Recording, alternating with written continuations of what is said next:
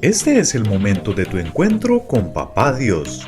Bienvenido a tu devocional diario, Living Stones Church.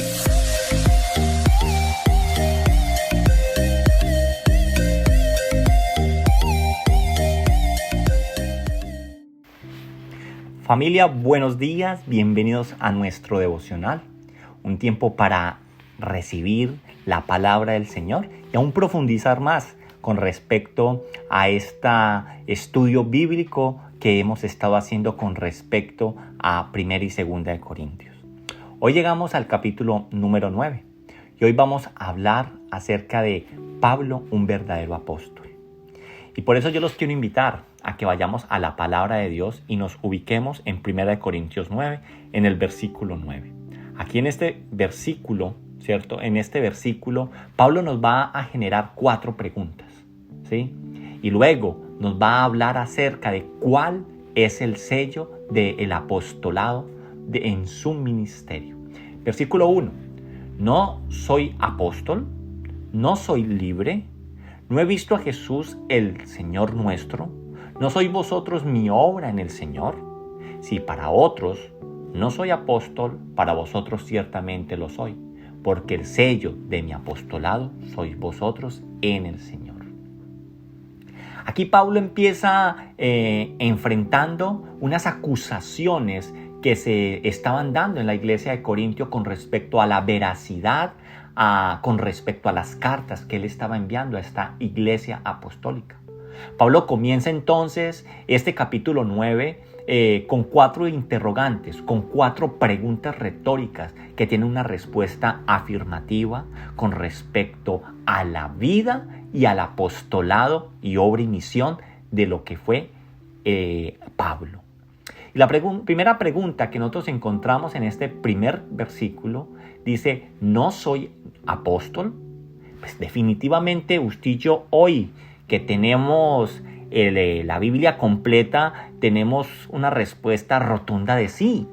Pero en aquella época, mientras estaban viviendo todo lo que se estaba viviendo en esta primera iglesia, había personas que estaban cuestionando si Pablo, aquel Pablo que fue perseguidor, aquel Pablo que consintió la muerte de Esteban, aquel Pablo que era celoso y tomaba a los seguidores de Jesucristo, era un verdadero apóstol. La gente seguía mirando al viejo Saulo y no estaban viendo al Pablo, al apóstol que había hecho Cristo Jesús.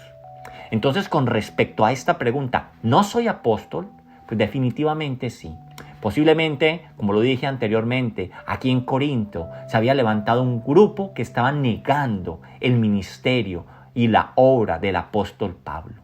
Sin embargo, usted y yo tenemos que entender que su llamado fue directamente del Señor y fue algo incuestionable.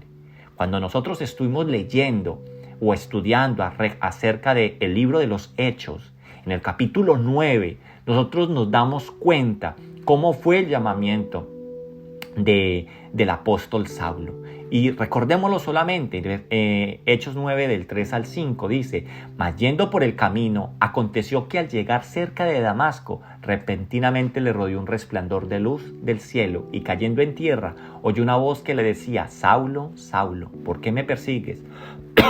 Él dijo, ¿quién eres? Y le dijo, yo soy Jesús a quien tú persigues. Dura cosa te es dar coces contra el aguijón. Usted y yo sabemos hoy por hoy que aquel día, en aquel camino a Damasco, ese camino marcó la vida de Pablo para siempre, convirtiéndolo de un perseguidor de la iglesia a un perseguido o a un perito arquitecto de lo que es la iglesia del Señor. El mismo Señor Jesús lo confirmó a través de las palabras que Ananías le dijo a aquel hombre que luego de que Pablo tuviera ese encuentro en el camino a Damasco, lo envió para que pudiera orar y bautizar a Pablo. Este discípulo fue enviado a orar para que él recibiera nuevamente la vista, ya que había quedado ciego del resplandor. Y luego vemos cómo más adelante el Espíritu Santo confirma su apostolado para iniciar su ministerio. Y dice en Hechos 13:2, ministrando estos al Señor y ayunando, dijo el Espíritu Santo, apártame a Bernabé y a Saulo para la obra que los he llamado. Indudablemente el Espíritu Santo había escogido a estos siervos de Dios y los había convertido en unos verdaderos apóstoles. Todo esto entonces es una prueba que usted y yo tenemos que realmente Pablo era un apóstol genuino. Vámonos entonces a la segunda pregunta que él genera en este primer versículo. Y es, ¿no soy libre? Y en esto, con respecto a esta pregunta, recordemos que Pablo era un ciudadano romano y judío de nacimiento. Era un hombre que era libre por el solo hecho de tener estas nacionalidades. Aparte de esto, también gozaba de la libertad que solamente Cristo Jesús trae a nuestras vidas y que trae el hecho de recibirle a Él y que nos trae una libertad de lo que nos regula la ley. En esta segunda pregunta, ¿cierto? Usted y yo podemos entender de que Pablo era un hombre libre porque Cristo, la gracia de Jesucristo, lo había hecho libre a él. Y luego hay otra pregunta y dice, la tercera pregunta, ¿no he visto a Jesús el Señor nuestro? Y tenemos que entender que después de la elección de Matías, recordemos que Matías era el discípulo que sustituyó a Judas Iscariote en el apostolado. Se estableció una premisa para que ser un apóstol verdaderamente de Jesús tenía que haber visto a Jesús.